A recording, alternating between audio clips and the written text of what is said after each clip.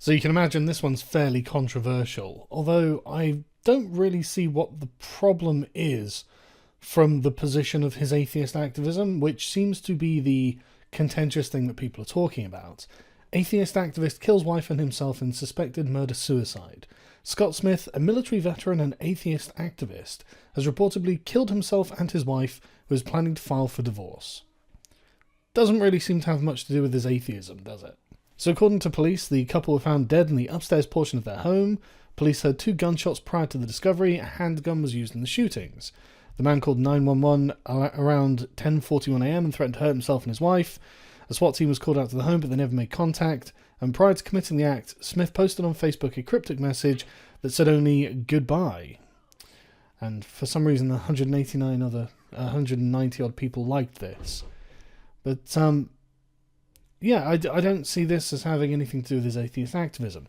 And a lot of people have said, yeah, well, feminists and perverts and rapists and child molesters and all this sort of thing.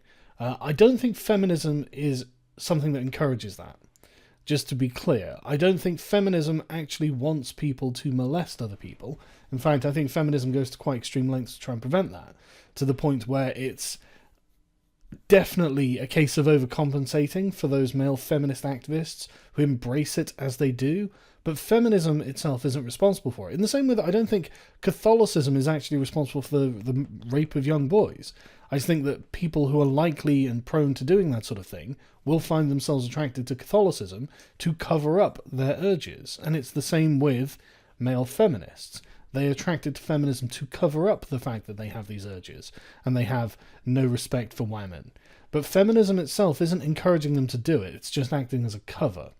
I just thought I'd add that because that's something that a lot of people, I think, they're kind of confusing cause and effect.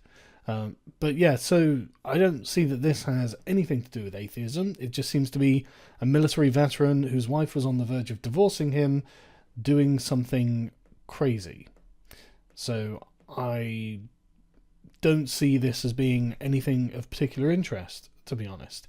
In the same way that Russian Deadpool, like, laughing at him for being a murderer of a woman is not a commentary on feminism, it's a commentary on Russian Deadpool. Especially after he started preaching about how, oh, women are the victims of men all the time, and men are terrible. Look, let me show you how terrible men are. It's not the fact that feminism has made him do this. It's the fact that he obviously had some sort of wildly guilty conscience, and presumably had thoughts like this before he committed his crime. So, yeah, I think it's important to stress that. But I mean, before I wrap this up, I just want to point out that there are ideologies that do encourage violence and are responsible for it. For example, Nazism against Jews, communism against the middle class, or Islamism against apostates and non-believers. If your text actually describes how you will have to kill these people in a violent revolution or something similar to that, then yes, that's a violent ideology that will encourage people to do these things.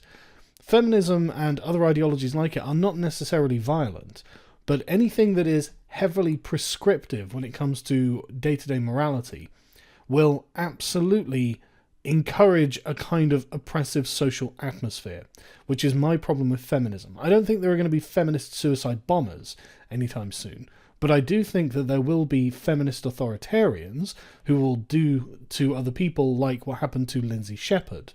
So I just thought this was an important thing to distinguish between, and it's not really a defense of atheism either. I don't really care about atheism as like a movement. I live in a mostly atheist country, and most people aren't murdering each other. So I don't think there's a connection. I'm not a particularly good atheist activist because it's just not something, religion isn't something that I find encroaching on my day-to-day life. I'm more concerned about the political ideologies that spring from these religions, to be honest. But yeah, I'll leave a link in the description so you can read up on this, but this seems to be a big nothing to me.